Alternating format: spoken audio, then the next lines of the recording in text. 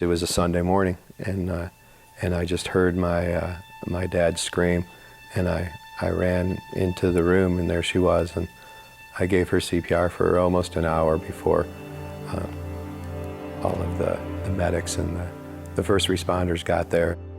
Doug Goff was just 17 when his mother died in his arms. It felt like the earth and the sky were going to crush me. I mean, she was my world. She was everything to me. She was one of those moms that all 9 kids just knew that they were her favorite. Her death came a month before high school graduation, with Doug on his way to college on a football scholarship. When that happened, it was God's fault. If this is the kind of thing that you do, I don't want any part of you. Doug craved affirmation from his father, but seldom got it. Now he blamed Doug for not doing more to save his mother.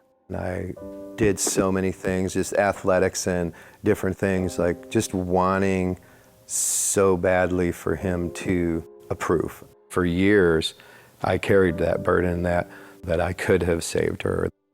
At his mother's funeral, someone offered Doug cocaine. That shock, seeing my mom in a casket, that was the answer at that point. Doug had a successful freshman season in football, even helping Hillsdale College win a national championship. But after the season, Doug began using again. Cocaine was my main thing. It was just this crazy cycle of just regret and never again and all of those things and so much brokenness and so much chaos and just emptiness. Eventually, he decided there was an easier way to live. The school that I went to, there was wealthy people, and I saw their life, and I thought, well, that's the answer.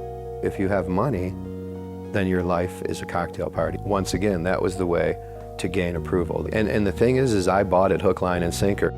Doug quit college, and he worked hard to become a successful salesman. He made good money, but too often it went to support his drug habit. That was quickly becoming an addiction. That was the secret to support this monster. You know, I had some skills and got into sales, and from the world standards, was really successful, young, was just driven that somehow, some way, success is gonna make this okay, and it didn't. For the next 2 decades, as the drug addiction took over, Doug isolated himself from his father and family. I was unreachable to anybody. I was, for sure, the loneliest person that I've ever known. Eventually, Doug was broke and lost his apartment. In December 2011, he was driving drunk and high. I was driving 70 miles an hour and had a head-on collision with a cement truck. And it was just this horrific crash. They had to cut me out of the truck, land a helicopter, life flight me to the hospital. I broke my neck in 4 places. I was mangled. I was broken. After a few days, Doug demanded to be released from the hospital. A social worker came in to discharge him. She said, okay, we're gonna discharge you then in about an hour, but there's nobody to claim you.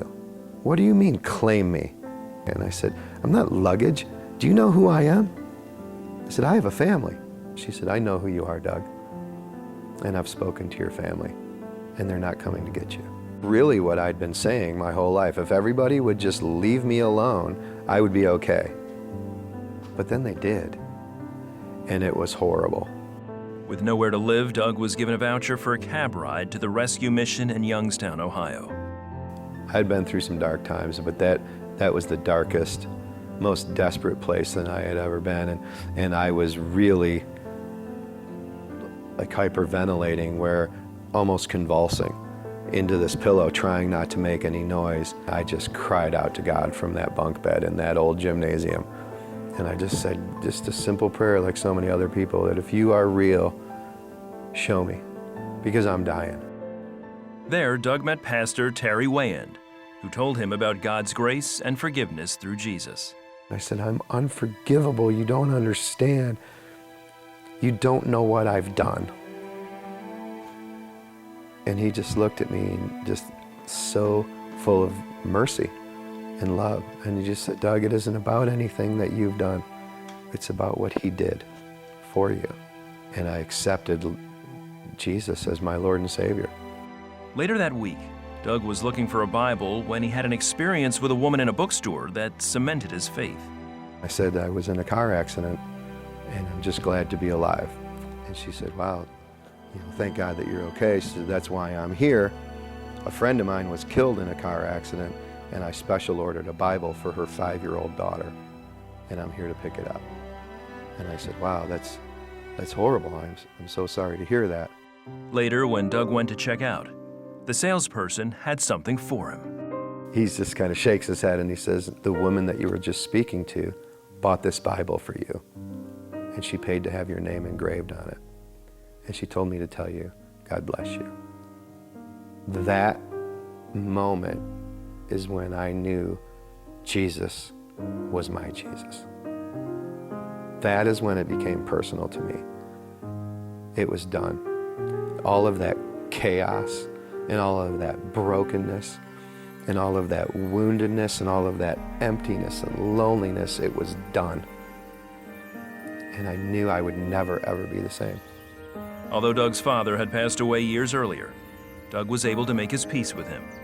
While watching the movie Saving Private Ryan, Doug began to see his father, a World War II vet, in a different light. And it was all these young American boys storming the beaches at Normandy. And I was thinking, this is what he was doing when he was 18 years old. And what was I doing? And there was this unbelievable compassion and just forgiveness and release. Like I knew that at that point I had released him, I had forgiven him. Doug is also reconciled with his siblings, and today he is married with 3 stepchildren. He also serves on the board of the same Union rescue mission where he gave his life to Christ. I have such a love for people, broken people and hurting people. And I just get to share with them that there is hope. And then that hope turns into love.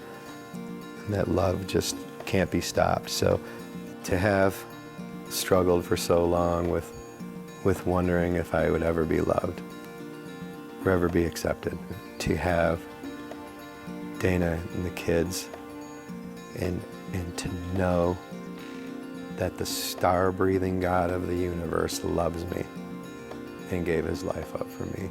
It's so beautiful.